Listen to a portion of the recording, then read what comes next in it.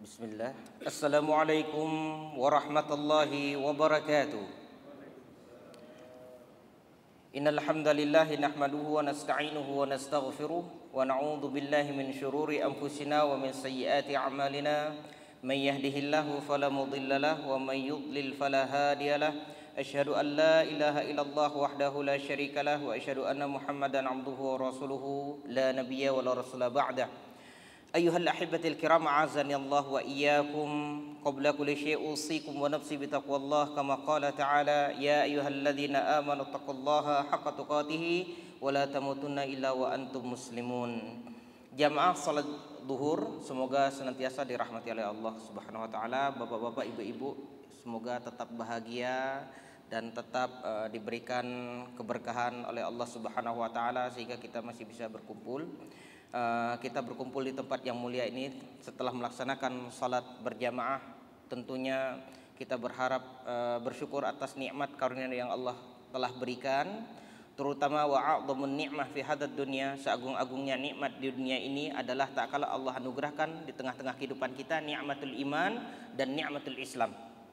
Dan nikmat yang paling berharga, bapak-bapak, ibu-ibu yang dimuliakan oleh Allah, nikmat yang paling berharga di dunia ini bukan harta yang banyak, bukan kedudukan yang tinggi, tapi nikmat tak kala hati ini terikat dengan Allah Subhanahu wa taala dan kita leluasa untuk beribadah kepadanya. Maka sebelum ini saya agak nervous kali ya. Biasa saya ceramahnya di kampung-kampung, ceramahnya di rumah-rumah sakit ya. Ini baru first perdana ketemu. Aktivitasnya sehari-hari tentu di rumah sakit untuk penanganan pasien di dalam kecemasan. Nah, sebelum saya mulai tema ini, bapak-bapak, ibu-ibu, ada yang mengidap asam lambung? Sebelum kita ini temanya berkenaan tentang bahagia. Jadi bahas bahagia itu tidak jauh-jauh dari asam lambung. Nah, coba yang wajah-wajah asam lambung coba. Yang wajahnya teridentifikasi asam lambung. Coba mana asam lambung? Ini kalau nggak ada yang tunjuk tangan, kajiannya kita bubarkan sekarang. Ada ya? Ada, oke. Karena temanya berkenaan tentang bagaimana mengkondisikan orang-orang yang nggak bahagia. Ya, jadi saya tugasnya mengkondisikan, mengembalikan kebahagiaan. Nah, gitu ya. Coba yang muka-mukanya kalau makan pedas langsung ke rumah sakit. Nah, coba mana? Ya. Yang kalau makan terus kalau dengar kata-kata dari tetangga inna lillahi wa inna ilaihi rajiun langsung cemas, wah abis ini kayak gue nih. Nah gitu, coba mana nih yang cemasnya tertinggi? Ayo yang kena anxiety, mana anxiety? Ayo yang tunjuk tangan yang anxiety. Tunjuk tangan yang belum sarapan pagi. Tunjuk tangan yang banyak cicilan. Bercanda bu ya. Ini biar nggak tegang banget sayanya, bukan ibunya, bukan bapak-bapak, ibu yang tegang nih, sayanya yang nervous. And then saya akan membahas tentang konsep bahagia. Kenapa saya bahas konsep bahagia? Bapak-bapak, ibu-ibu pernah nggak datang ke temannya curhat? Datang ke temannya curhat, bro, gua gini. Atau teman ibu-ibu datang ke rumah temannya, ya Allah, gua gini. Dia curhatnya salah tempat curhat apa benar tempat curhat? Hah? Jawab yang tegas. Kita curhat, kita lagi ada masalah, kita datang ke teman, kita curhatin semua masalah kita. Tepat apa tidak tepat?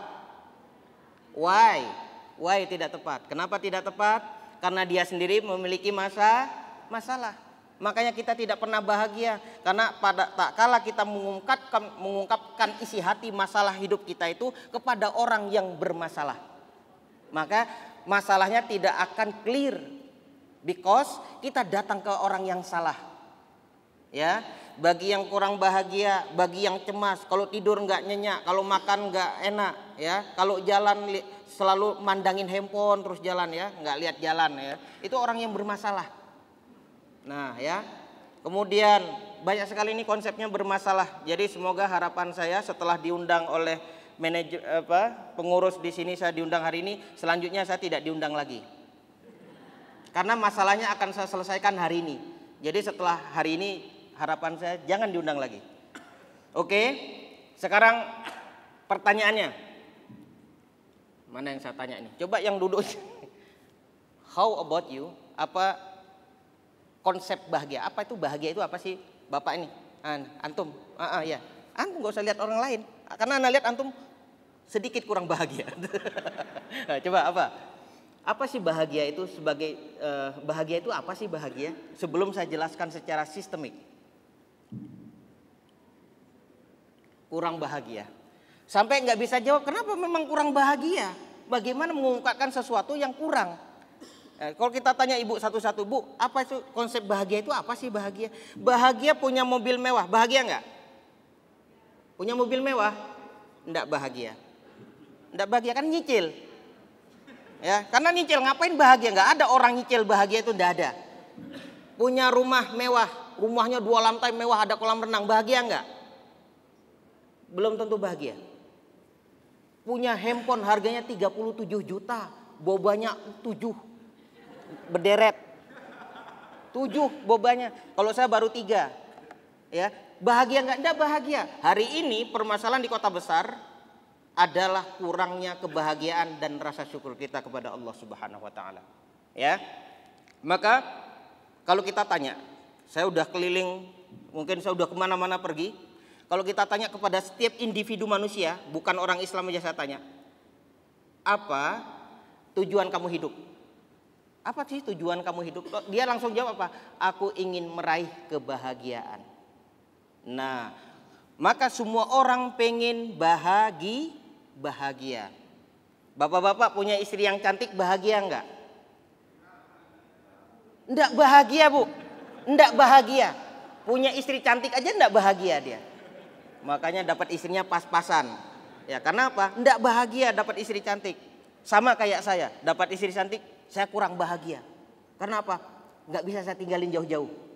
Nah, ya, ibu-ibu punya suami ganteng, bahagia nggak? Nggak bahagia kalau kerjanya di sini.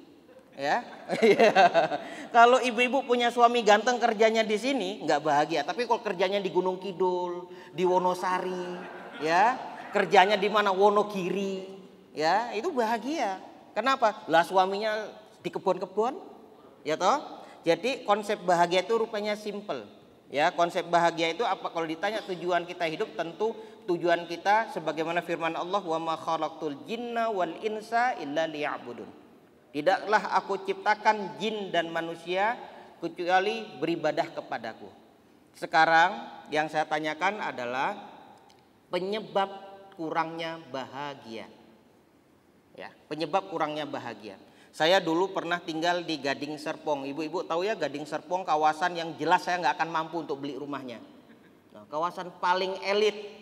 Sampai kalau saya masuk ke situ orang miskin geser gitu ya. Karena memang tampang saya nggak cocok jadi orang kaya. Jadi pas ke Gading Serpong pun wah ini ngapain kamu ya. Jadi Masya Allah, saya ketemu seseorang, rupanya konsep bahagianya telah hilang. Beliau ini dua pasang suami istri curhat habis sholat di masjid itu curhat, rupanya itu Masya Allah. Beliau tinggal di rumah mewah, punya rumah mewah, jarang ditempatin. Istrinya jarang di rumah, suaminya jarang di rumah. Akhirnya yang hilang apa? Kebahagiaan yang hakiki. Kebahagiaan yang hakiki, ibu-ibu. Bapak-bapak yang dirahmati oleh Allah Subhanahu wa taala. Sekarang saya tanya, letak bahagia itu di mana? Kalau harta itu tidak membahagiakan, letak bahagia di mana? Di hati kita. Bahagia itu di hati, bukan di harta. Bukan di harta. Kalau ada Allah sisipkan kebahagiaan itu di harta, banyak orang nggak bahagia. Hanya segelintir orang yang bahagia. Masalahnya di kota besar ini, orang yang mencari kebahagiaan, ketenangan, kemana dia cari? Kemana ibu-ibu? Oh, kita pengen tenang, kemana kita pergi? Shopping. Sejak kapan shopping itu bahagia? Konsep mana itu? Bukan shopping. Apa? Kemana kita pergi? Kita orang metropolitan, Bu. Saya orang Bekasi ini, yang punya Bekasi saya. Ya, yang punya macet-macet. Nah, jadi orang kota besar ini, saya meneliti, tak kala mereka ada masalah, tak kala mereka memiliki masalah, ibu-ibu, bapak-bapak yang dirahmati oleh Allah, ingin ketenangan, carinya keramaian. Mana konsep mana itu? Pengen ketenangan, nyarinya keramaian. Wah, Ayo kita, aku pengen tenang Pak. Lah mau kemana? Ke mall kita Pak. Konsep apa itu? Konsep dari mana dia pengen tenang, carinya keramaian. Nah inilah konsep yang gak pernah akan bahagia. Tempat paling tenang, ibu-ibu tahu tempat paling tenang, bapak-bapak? Tempat paling tenang tak kala kita ada masalah, tempat paling tenang adalah di sepertiga malam. Itu tempat paling tenang, waktu paling tenang. Kalau kita ada masalah, kita kurang bahagia, bangunlah sepertiga malam. Jam 4 kita bangun, kita bermunajah kepada Allah Subhanahu wa taala, meminta kepada Allah atas segala masalah. Tidak ada manusia di muka bumi ini mau agama apapun yang tidak ditimpa oleh masalah. Tetapi kita harus berpikir masalah itu akan membentuk pribadi kita, psikologi kita ini agar lebih defense, lebih kuat kita dalam mengarungi kehidupan ini. Sekarang pemicu masalah itu dari Allah apa dari kita? Dari kita. Pemicu masalah utama kehidupan kita hari ini adalah dari kita. Bayangkan di kota besar ini berapa perputaran uang. Manusia-manusia mereka ingin membrandingkan, yaitu personal branding. Ya, dia merasa ini gue punya ini, gue apa? Ya, buat apa? Jadi konsep bahagia di kota besar adalah mencontoh orang lain. Kebahagiaan itu menurut orang lain. Makanya sampai hari ini tidak terjadinya banyak orang-orang mengidap anxiety. Apa itu anxiety? Kecemasan. Dia dibawa ke rumah sakit, dia tidak ada hemorbid, tidak ada penyakit apapun yang menyokong dia untuk sakit. Tetapi dia cemas, jantungnya berdebar, kepalanya migrain, vertigo. Itu penyakit-penyakit orang nggak bahagia itu. Kenapa? Vertigo. Usia 30 sudah vertigo, usia 30 asam lambung, usia 30 udah nggak berani, banyak hal. Ini kenapa yang terjadi hal-hal seperti ini? Karena tatanan kehidupannya tidak sesuai dengan Allah Subhanahu wa taala perintahkan. Lihat, kalau bapak-bapak, ibu-ibu ke pedalaman, karena saya hobinya itu pergi ke pedalaman pelosok Indonesia ini, mungkin dari Kalimantan, saya pelosok-pelosok pokoknya.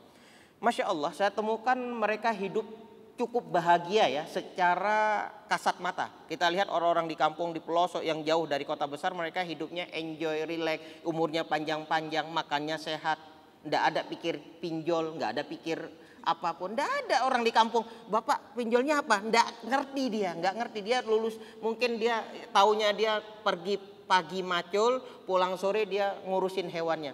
Mereka bahagia sampai usia mereka tua. Namun sebaliknya di kota besar, karena saya bekerja di rumah sakit, tentu saya akan melihat banyak pasien-pasien yang masih muda-muda sekali. Usianya 28 tahun, udah kena stroke. 28 tahun Bu kena stroke. Nah, kenapa? Karena mereka kurang bahagia. Nah, penyebab penyakit apa? Penyebab kita sakit itu kenapa? Mindsetnya dari mana? Dari pikiran Bu. Kenapa ibu pernah merasakan tak kala ibu sakit, ibu datang ke dokter, pas di depan dokter ibu nyaman. Sakitnya kayak langsung reda. Kenapa? Psikologi, mental. Kalau gue datang ke dokter, gue pasti sembuh. Nah, itu kan mindset. Jadi sakit itu beberapa itu dipicu oleh mindset. Kalau udah banyak pikiran dia langsung sakit. Maka orang yang banyak pikiran, dia memikirkan dunia, maka dia kurang bahagia. Ini hening sekali, kayaknya memang kurang bahagia Pak. Hening sekali ini. Coba enjoy, relax gitu. Kan siang Mas, ngapain harus tegang banget? Wah kayaknya ngatain gue ini. Coba relax. Baru tanggal segini, sama kita karyawan juga, belum gajian, masih jauh, masih tanggal 14. Enjoy. Ya, enjoy, relax, tenangkan diri ya. Nggak usah pikirin, nggak usah buka handphone, nggak usah. Kalau buka handphone nanti aplikasinya, ya Allah ini tagihan. Nah, jangan. Nah, coba ya, relax, santai. Habis ini kita makan, bekerja lagi ya. Nah, jadi kebahagiaan secara umum para ulama membagi 3. Nah, biar bahagia nih ya. Ini biar bahagia nih. Kalau saya pulang nanti ke Bekasi, ibu, bapak-bapak belum bahagia, jangan undang saya lagi, berarti saya belum bisa membahagiakan. Nah, pertama, idza a'ta syakara. Pertama, konsep bahagia itu idza a'ta syakara. Kata Imam Muhammad At-Tamimi rahimahullah taala, yaitu idza a'ta syakara, apabila diberi oleh Allah dia bersyukur. Nah, hari ini yang salah gaji kita apa gaya hidup kita? Ya Allah, saya belum nyebut padahal udah dijawab ya. Saya belum nyebut apa-apa. Jadi saya nggak butuh jawaban karena udah langsung dijawab ya. Jadi yang salah gaji kecil apa gaya hidup kita yang terlalu besar? Gaya hidup kita yang terlalu besar. Nah, ya, gaya hidup kita yang terlalu besar. Makanya kita tidak mencapai rasa syukur kita kepada Allah Subhanahu wa taala. Nah, gaji kita, maaf ya, ini sama-sama karyawan nih. Saya karyawan, ibu karyawan juga. Kan ibu bukan owner sini juga dan saya bukan owner rumah sakit juga. Jadi ada orang yang gajinya 10 juta, pengeluarannya 15 juta, dia vertigo langsung itu. Asam lambung langsung, nggak bisa bangun dia, makan nggak enak, tidur nggak nyenyak. Kenapa? Dia income-nya 10 juta, pengeluarannya 15 juta. Ini konsep, ini ingat, ini konsep yang salah. Kalau income 100 juta, pengeluarannya setengahnya. Kalau income 100 juta, pengeluaran 200 juta, besok dia kena serangan jantung, meninggal langsung. Nah, oleh sebab itu kita harus berpikir, kita ini hidup singkat, harus ada kualitas hidup yang bagus. Nah, oleh sebab itu pemicu utama adalah kurangnya rasa syukur kita kepada Allah Subhanahu wa taala. Tsumma tsaniyan, yang kedua, idza ibtala sabar. Apabila diuji bersabar. Nah, hutang, kita punya hutang, itu ujian apa cobaan? Hutang, Ibu, Bapak tahu hutang? Ya. Ujian apa cobaan? Ujian. Siapa yang nguji hutang? Siapa? Allah nguji. Jadi rupanya hal-hal yang seperti itu diciptakan oleh dirinya sendiri. Nah, oleh sebab itu kalau pengen bahagia, kurangin hutang piutang. Orang yang hidup tanpa hutang hari ini 2024, hidup tanpa hutang adalah orang yang hidup berkualitas tinggi. Bahagia. Bapak-bapak, ibu-ibu tahu umur saya berapa ini? Umur saya hampir 50 tahun. Hampir. Tapi masih 30-an. Ya, kan hampir 50 kalau nyampe. Nah, jadi konsepnya harus bersyukur dengan apa yang telah Allah berikan. Jadi kalau Allah uji, kita bersabar. Ujian itu kebahagiaan apa kesulitan? Ujian. Dua-duanya, barakallahu fiik. Jadi dua-duanya itu ujian. Harta yang melimpah ujian, harta yang sedikit ujian. Ya, kedudukan yang tinggi ujian, kedudukan yang rendah juga ujian. Maka oleh sebab dua hal ini harus kita jaga, bahwasanya dua hal ini adalah ujian dari Allah. Bagaimana, lihatlah Korun itu kalau kebahagiaan letaknya di kedudukan, Korun itu lebih tinggi, absolut, king absolut. Dia raja yang absolut yang menguasai Mesir. Allah benamkan dia di dalam dasar lautan. Kemudian Korun hartanya melimpah ruah, manusia paling kaya di zamannya Fir'aun. Allah benamkan juga di dalam kerak bumi. Jadi intinya kebahagiaan itu tak akan Allah letakkan kepada orang yang hartawan, tidak akan Allah letakkan kepada orang yang berkedudukan tinggi, dan Allah tak letakkan kepada orang yang tinggal di kota besar. Tapi kebahagiaan itu Allah letakkan di dalam hati yang dia as-surur, yang bahagia, hati-hati yang ikhlas karena Allah dan dia taat mengerjakan ketaatan dia kepada Allah Subhanahu wa taala. Kemudian yang ketiga, wa idza aznaba istaghfara. Penyebab rezeki kita sempit, rezeki kita itu terlilit adalah aznab, dzanbun, dosa. Nah, dosa ada yang sirriyah, yang sir, ada dosa yang ditampak-tampakkan, yang jahriyah. Maka kemaksiatan, dosa-dosa yang kita lakukan penyebab utama sulitnya mengalir dari rezeki yang Allah berikan. Maka oleh sebab itu apabila idza aznaba, apabila berbuat dosa, istaghfara, maka mohon ampun kepada Allah Subhanahu wa taala. Fa in haula its-tsalas anwanus sa'adah. Yang tiga ini adalah orang yang paling bahagia.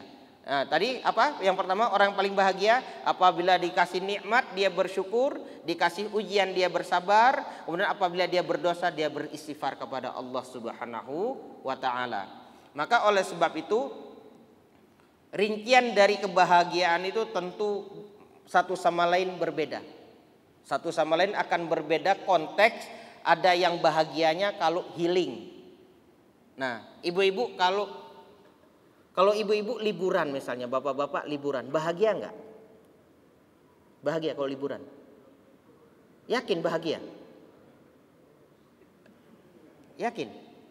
Ini orang sini jarang ya liburan ya. Kalah sama saya kerjanya cuma liburan aja. Liburan, besoknya sakit. Nah, jadi liburan itu kalau dalam psikologi memang bagian dari healing, dari bagaimana merefresh pikiran kita. Tetapi banyak yang salah, orang-orang kita ini liburan ke tempat-tempat yang bikin kita pusing. Pulangnya kita tambah pusing. Coba kita liburan itu tadabbur alam. Kalau pengen bahagia itu kalau ada masalah coba Bapak pergi ke jauh ya, ke gunung yang tinggi atau ke lautan yang luas, duduk di situ ya untuk merefresh diri kalau kita ada masalah. Karena kebanyakan kita ini teman-teman sekalian yang dirahmati oleh Allah Subhanahu wa taala, kalau ada masalah itu selalu menceritakan kepada orang lain. Itu salah itu. Jangan kita ceritakan aib kita, masalah kita kepada orang yang kita tak tahu juntrungnya, kita tak tahu, mungkin kita kenal dia sehari dua hari atau itu bermasalah. Karena apa? Dia juga mungkin ada, kemudian kita ceritakan lagi kepadanya, maka dia bahkan akan membuka aib kita. Maka tempat yang paling safety, tempat yang paling aman untuk kita menceritakan keluh kesah kita kepada siapa? Kepada Allah. Coba hari ini, coba ini masing-masing muhasabah diri. Tadi berapa kali sajadah tergelar di jam 4 pagi? Coba kita berpikir berapa kali kita curhat kepada Allah Subhanahu wa taala, bahwasanya kita kita bermunajah kepada Allah, mengungkapkan rasa masalah. Maka ingat, hidup kita ini singkat. Hidup kita ini singkat sekali. Tidak ada yang umurnya 200 tahun, tidak ada, jarang. 100 tahun pun sudah jarang. Nah, karena singkat ini betul-betul kita maksimalkan untuk menanamkan nilai-nilai kebahagiaan. Nilai-nilai kebahagiaan adalah fi qulub, di dalam hati. Allah Subhanahu wa taala mengatakan ala bidzikrillahi tatma'innal qulub. Ala bidzikrillah, tidaklah zikir kepada Allah tenang hati. Kalau ibu-ibu, bapak-bapak ada masalah, zikir kepada Allah. Zikir tidak mesti astagfirullah, tidak. Kita mengingat atas karunia Allah itu bagian dari zikir kepada Allah. Mengingat karunia Allah, betapa banyak karunia Allah. Kalau saya visit ke pasien, saya lihat pasien itu Masya Allah. Dia mendambakan rasa sehat dia. Pada saat kita healing, kita datangin pasien itu berharap dia sembuh. Dia berharap dia kembali mereview dirinya dulu waktu dia sehat. Maka tak kala ditimpa sakit, dia akan merasa sesuatu yang kurang. Maka nikmat yang paling berharga, hari ini kita susah menjaga kesehatan ya, kita makan sembarang-barang. Maka akhirnya pada saat kita usia yang sudah di atas 30 akan terjangkit beberapa penyakit yang sifatnya organ. Maka oleh sebab itu jagalah kesehatan, karena kesehatan sumber dari kebahagiaan. Kemudian Rasulullah Shallallahu Alaihi Wasallam menjelaskan tentang bahagia, laisal ghina an kathratil 'ard. Bukanlah bahagia, bukanlah dinamakan ghina, ya, kaya dengan banyaknya harta. Walakinnal ghina ghina'un nafs. Akan tetapi orang yang paling kaya adalah yang paling kaya hatinya. Nah, kalau kita ada masalah sama teman, ya misalnya teman ada masalah sama kita, terus dia kesel sama kita kesel sama dia, apakah masalah selesai? Masalah tidak selesai. Ibu-ibu, bapak-bapak sama seperti saya bekerja di sebuah komunitas yang orangnya banyak. Mungkinkah pertanyaan, mungkinkah semua orang itu akan suka kepada kita? Mungkin. Kenapa tidak mungkin? Karena kita tidak bisa mampu membahagiakan semua orang. Kita tidak akan mampu. Tetapi bagaimana kita meminimalisir untuk menjadikan orang itu benci kepada kita. Nah, itu konsep. Banyak sekali orang-orang di kota besar ini di penghujung weekend dia bekerja dari Senin sampai Kamis atau Senin sampai Jumat. Kemudian di weekendnya dia ada masalah lagi. Dengan keluarga dia bermasalah, di tempat kerja dia bermasalah. Akhirnya dia tidak tahu akan kemana dia akan mengungkapkan masalahnya. Sehingga banyak sekali tempat-tempat yang disediakan untuk seolah-olah menyelesaikan masalah. Padahal tidak menyelesaikan masalah. Tempat-tempat maksiat, ya. Ini kalau dibahas para ulama, banyak sekali orang-orang yang melepaskan masalahnya ke tempat-tempat maksiat.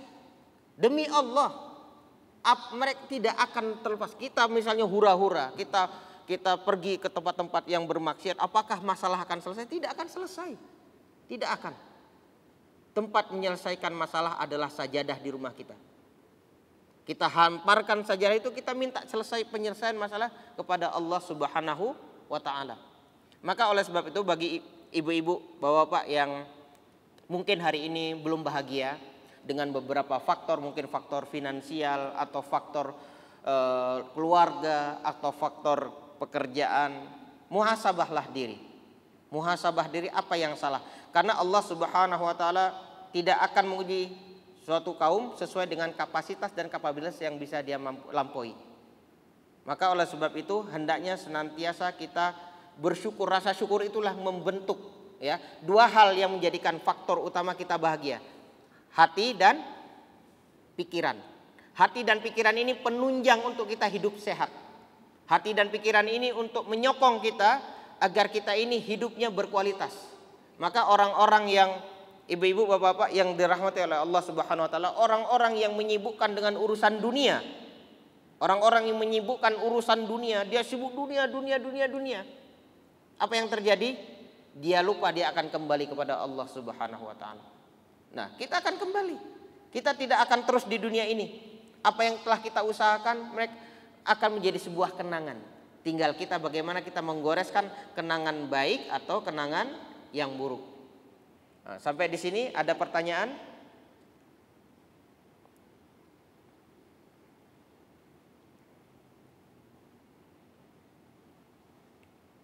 Jadi ibu-ibu, bapak-bapak, orang yang paling bahagia siapa? Sebelum saya tutup, orang paling bahagia siapa? Siapa yang paling bahagia? Ini kenapa kurang bahagia kali? Ayo, orang paling bahagia adalah orang yang bisa membahagiakan orang lain. Itulah orang yang paling bahagia di dunia ini. Orang yang bisa membahagiakan orang lain. Sampai di sini pertanyaannya, sudahkah kita membahagiakan orang lain? Orang lain, kita bisa membahagiakan keluarga, ayah kita, ibu kita, yang suami membahagiakan anak istrinya, membahagiakan ibunya.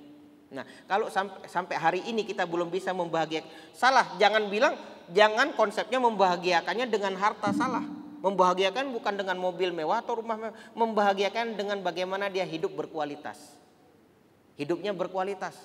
Bahagia itu jangan segala sesuatu itu diukur dengan uang, harta, kemewahan. Uang, harta, kemewahan. Bukan.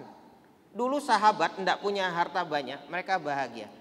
Sahabat Abu Bakar As-Siddiq radhiyallahu anhu, Umar bin Khattab, Utsman bin Affan, Ali bin Abi Thalib radhiyallahu anhum jami'an, mereka orang-orang yang berharta banyak tetapi mereka infakkan di jalan Allah dan mereka memperoleh kebahagiaan dunia dan di akhirat. Jadi ada orang yang bahagia di dunia, enggak bahagia di akhirat. Ada orang yang bahagia di dunia, ada yang bahagia di akhirat. Ada orang yang keduanya dia enggak bahagia di dunia dan enggak bahagia di akhirat. Jadi kita harus mencari yang kedua hal, bahagia di dunia dan bahagia di akhirat. Mungkin itu Ustadz Agus, ada pertanyaan sebelum itu kita nakhtatim fi hadzal liqa.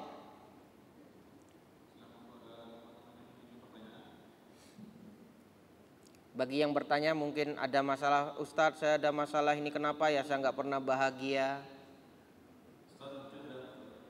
Nah,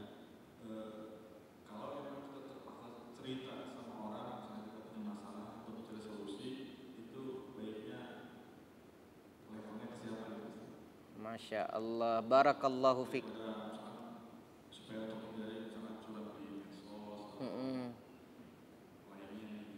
Masya Allah, ini pertanyaan yang berkelas ini. Banyak ibu-ibu, bapak-bapak, ya, curhatnya itu di medsos, update status, ya Allah, hancur hatiku. Ngapain? Terus orang harus ngomong harus hancur, udah hancur, harus nanya gitu, udah hancur. Tidak perlu. Kadang ibu-ibu ada masalah, ya Allah seperti azab ini. Ya, curhatnya semua di medsos. Jadi sekarang kita tidak ada lagi privat. Privasi kita udah tidak ada. Statusnya itu curhatan. Ya Allah makan, di foto makan. Itu ya Allah. Ini ingat ya, ibu-ibu yang sering foto makanan, secara psikologi dia terganggu mental. Ini serius, ini kita berbicara konteks psikologi mental, personal. Orang yang kalau belum makan, jangan dimakan dulu, jangan dimakan, mau difoto dulu. Itu dia enggak normal hidupnya. Enggak bahagia itu. Itu makan disediakan langsung dimakan. Enggak difoto dulu. Jangan, itu nanti ikannya geser. Jadi difoto dulu. Nah, ya.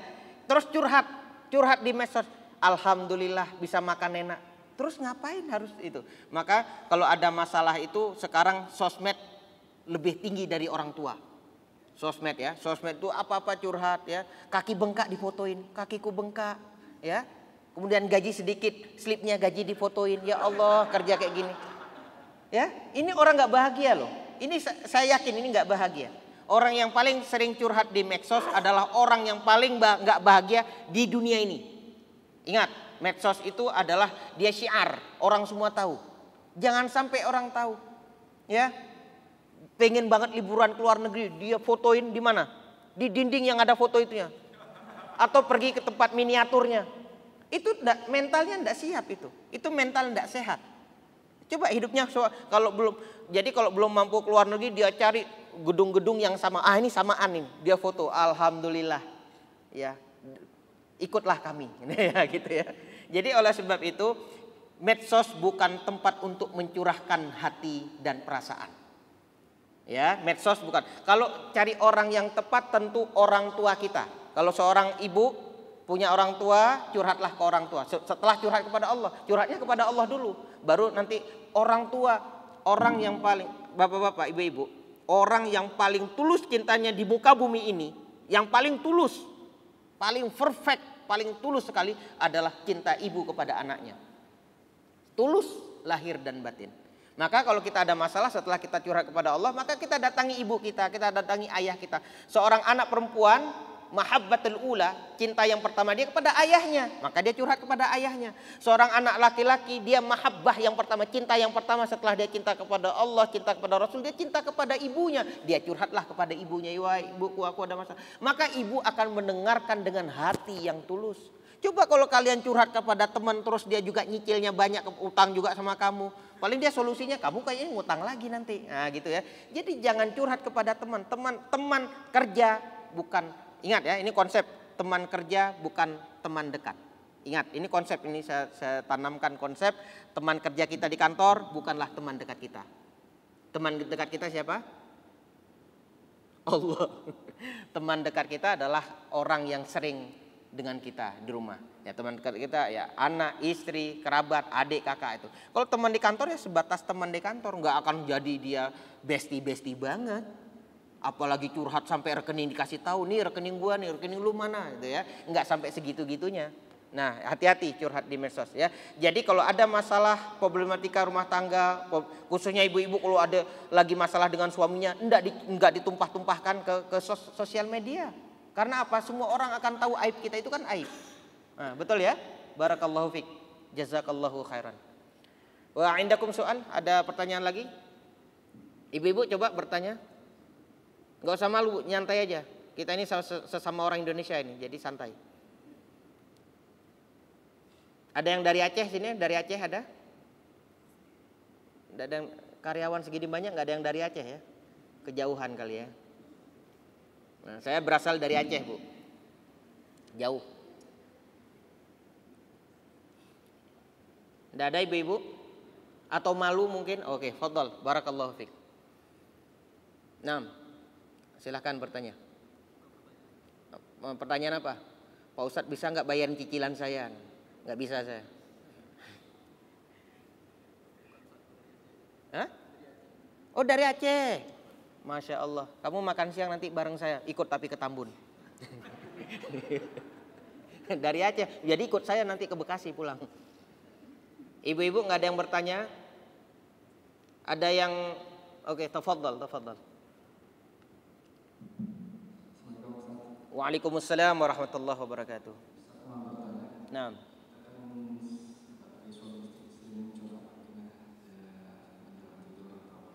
Nah.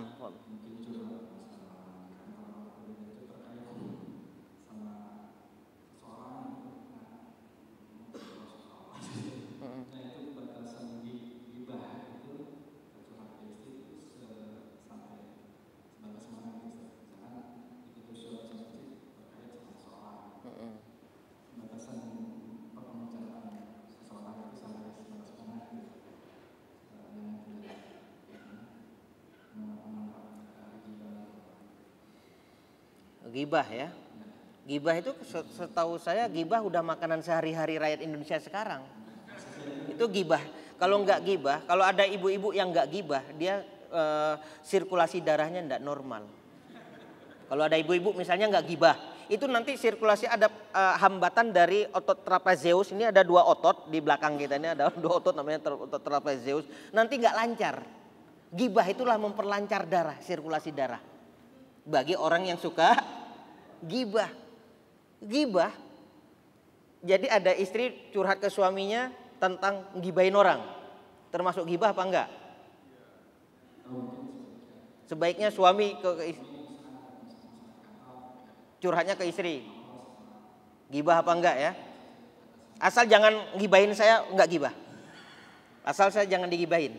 Ya, gibah itu konteksnya umum. Gibah itu tentu dosa besar. Dosa yang besar dianggap kecil. Ya, hari ini gibah itu kan seperti seseorang yang memakan bangkai saudara mayyitan. Ya, memakan bangkai saudaranya secara mayit, bangkai saudaranya. Jadi hari ini ghibah itu seolah-olah sesuatu yang salah dianggap normatif, dianggap normal-normal aja. Sehingga ada istri datang ke suaminya, "Pak, ini gini, itu termasuk ghibah." Asal dia menceritakan aib saudaranya, yaitu ghibah. Kalau itu hal yang maksudnya yang diceritain real, itu namanya ghibah. Kalau yang diceritain itu belum real dan tidak real, namanya fitnah. Berarti akan dapat 2 dosa. Ghibah plus fitnah.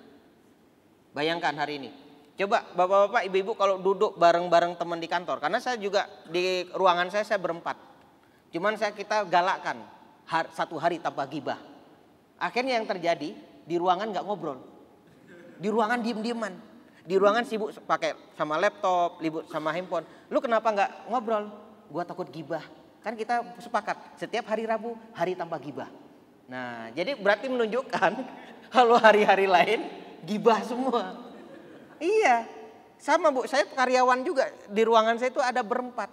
Itu kalau nggak nyeritain orang lain, itu sirkulasi darah kayak nggak normal. Butuh apa? Neurobion 6000 diinjek di tangan.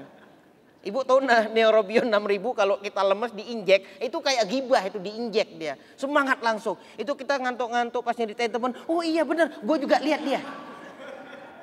Padahal dia tadi ngantuk-ngantuk, dia nyantai, lemas depan laptop, dia ngantuk-ngantuk pas temennya satu nyeritain, "Ya Allah, itu gua tadi, gua udah bilang ke dia, dia ngikut doang." Dia padahal lemas tadi, pada saat dia gibahin orang, dia kayak diinjek neurobion yang 6000, langsung tegas, langsung semangat. Nah, coba ada nggak yang di sini kayak gitu? Nggak ada. Ini karyawan Transkop ini semuanya orang yang jauh dari gibah. Jauh, saking jauhnya terasa dekat. Karena kan jauh. Ya, insya Allah ya. Coba budayakan latihan sehari tanpa ngatain orang, nyeritain orang. Walaupun apalagi ibu-ibu, bapak-bapak nyeritain suaminya. "Ih, suamiku itu bau banget." Ini real. Ini enggak, saya enggak bercanda, enggak boleh bercanda dengan bohong, enggak boleh. Jadi suaminya, "Suami lu gimana?" "Suami gua sih sedikit sih baunya." Dia ceritain suaminya bau apa enggak bau. "Ih, suamiku itu kalau pagi enggak pernah mandi, dia ke kantor cuci muka doang." "Ih, sama suami gua itu kalau pakai kaos kaki sampai 7 hari." Itu. Akhirnya suaminya yang digibahin. Suaminya dapat pahala enggak? Dari siapa? Dari istrinya, aman masih lingkup keluarga. Jadi kalau mau gibahin aja suaminya. Kalau suami gibahin istrinya. Kan pahala cuma berpindah ke suami, antara suami dan istri. Aman, nggak diambil orang lain. Jadi kalau bapak-bapak pengen istrinya masuk surga, banyakin gibahin istrinya sendiri. Jadi bapak-bapak suatu saat di mahsyar nanti akan disidang sama Allah, istrinya sudah duluan masuk surga. "Lu kenapa duluan masuk surga? Kan lu gibahin gua terus." Tapi masih aman Pak, suami istrinya masih masuk surga. Maksudnya keluarganya masih ada sih yang masuk surga. Bagi ibu-ibu yang suaminya cepat masuk surga, gibahin sebanyak mungkin. Ceritain, itu bajunya 2 hari nggak ganti-ganti. Apa urusannya coba dia baju mau dia ganti kayak mau nggak dia ganti? Apa urusannya? Itu mentalnya yang rusak. Orang yang sering ngelihat orang lain bajunya, kaos kakinya, sepatunya, itu orang yang nggak siap hidup di dunia itu. Cocoknya dia dibawa sama Elon Musk ke angkasa. Ya. Jadi bapak-bapak, ibu-ibu, janganlah gibahinlah istrinya. Janganlah pula si istri gibahin suaminya. Apalagi si istri gibahin suami tetangganya. Itu tetanggaku itu suaminya lebih ganteng. Kok suamiku kok pas-pas aja ya. Padahal waktu pacaran, ya Allah, kamu kayak Masya Allah, tabarakallah, paling ganteng. Pas udah nikah, ih sepet banget mukamu. Kebanyakan kita hari ini ada konsep, hari ini anak muda kita nih pacarannya 12 tahun, nikahnya cuma 3 tahun. Ya, lebih lama pacarannya sama nikahnya. Nah, oleh sebab itu, hari ini kita ini sesuatu yang Masya Allah, ini terakhir ya, ini penting saya bahas. Pernah nggak lihat ibu-ibu kalau dandannya lama, dioles-oles, digini-gini, itu wajar apa nggak wajar? Siapa yang bilang wajar? Saya sampai berdiri ini. Saya sampai berdiri loh, dibilang itu wajar. Ya, ini terpaksa saya berdiri. Ini karena saya biasa kalau ceramah itu saya jalan. Jadi ibu-ibu, ini saya agak pegal duduk. Karena saya biasa kalau ngisi training itu saya jalan gitu.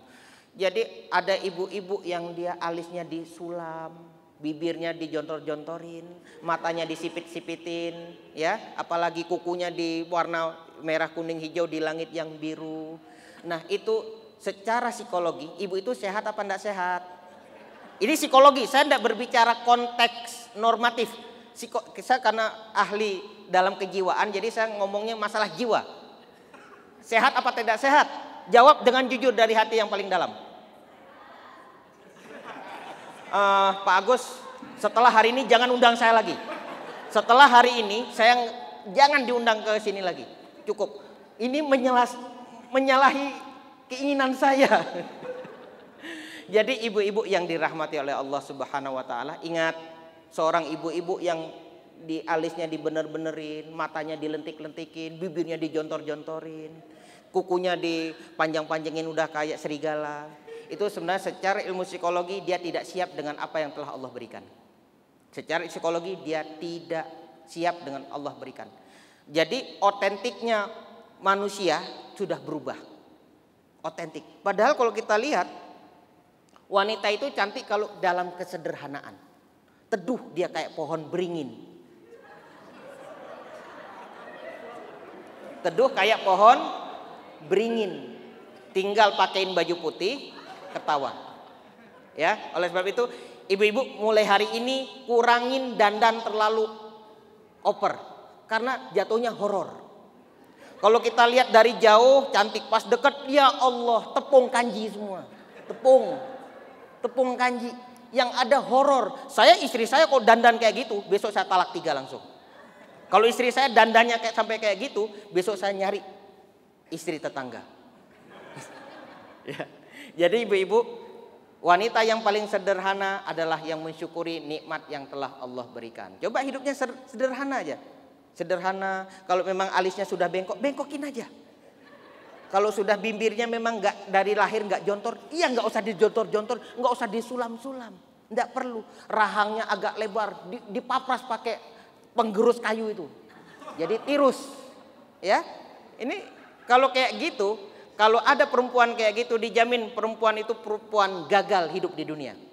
Perempuan yang gagal hidupnya. Insya Allah ini saya lihat bapak-bapak, ibu-ibunya ini insya Allah original semua nih. Insya Allah mukanya original, nggak ada saya lihat tepung-tepung kanji di muka, nggak ada. Ini insya Allah original. Insya Allah pertahankan. Insya Allah yang ikut majelis ini semoga senantiasa dirahmati oleh Allah Subhanahu Wa Taala.